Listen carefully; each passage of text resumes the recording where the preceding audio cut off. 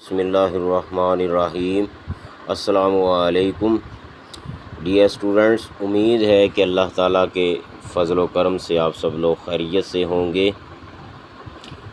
بیٹے آج کے لیکچر میں ہم نظم نعت کا خلاصہ پڑھیں گے۔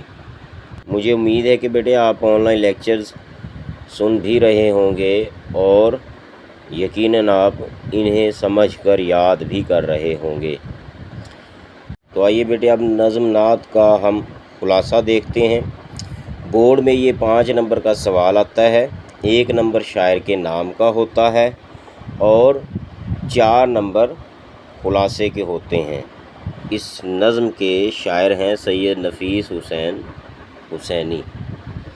اے رسول امی خاتم المرسلین، ہمارا عقیدہ ہے کہ آپ صلی اللہ علیہ وآلہ وسلم جیسا دنیا میں کوئی نہیں ہے۔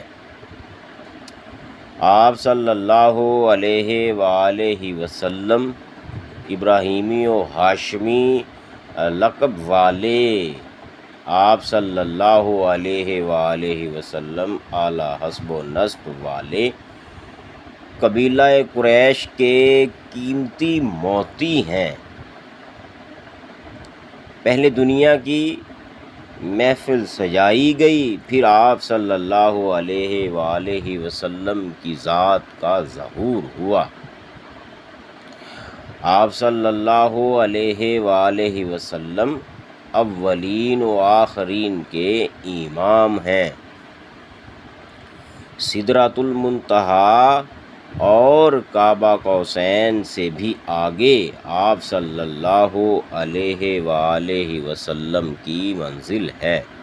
آپ صلی اللہ علیہ وآلہ وسلم اللہ تعالیٰ کے قریب ہیں اور اللہ تعالیٰ آپ صلی اللہ علیہ وآلہ وسلم کے قریب ہے۔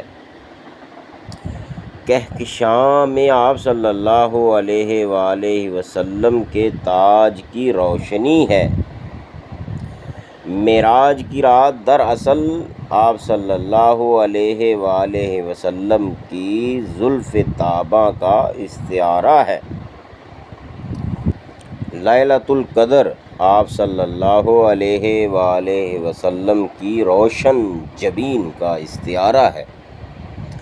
آپ صلی اللہ علیہ وآلہ وسلم کی مدح و ثنا کا حق ادا کرنا میرے بس میں نہیں، میرے دل کو حوصلہ نہیں پڑتا۔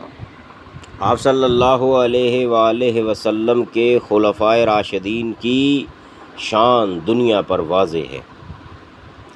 آپ صلی اللہ علیہ وآلہ وسلم کے یہ جانشین عدل و انصاف کے پیکر ہیں۔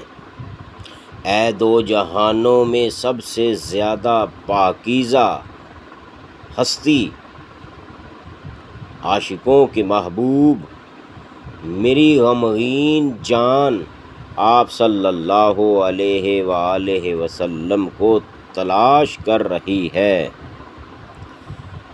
میرا عقیدہ ہے کہ آپ صلی اللہ علیہ وآلہ وسلم جیسا کوئی اور نہیں ہے۔ لو بیٹے اب آپ کے سامنے میں نے مکمل خلاصہ رکھ دیا ہے جس کی میں نے پہلے ریڈنگ کی ہے۔ تو بیٹے نظم کا خلاصہ لکھتے وقت چند باتوں کا خیال رکھنا بہت ضروری ہے۔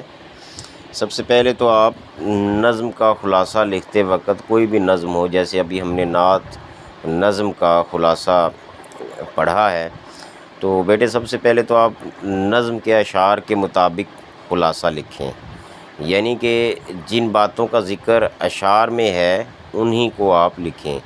نمبر 2، خلاصے کی ترتیب اشعار کے مطابق رکھیں، یعنی پہلا شعر نظم کا جو ہے اسی کے مطابق آپ خلاصے کا آغاز کریں اور آخری شعر جو خلاصے کا اسی کے مطابق آپ خلاصے کا اختتام کریں۔ دوسری بڑی اہم بات بیٹے، نظم کے خلاصے کی اگر بات کی جائے تو اردو پیپر میں آنے والا یہ واحد سوال ہے جس میں پورے نمبر مل سکتے ہیں۔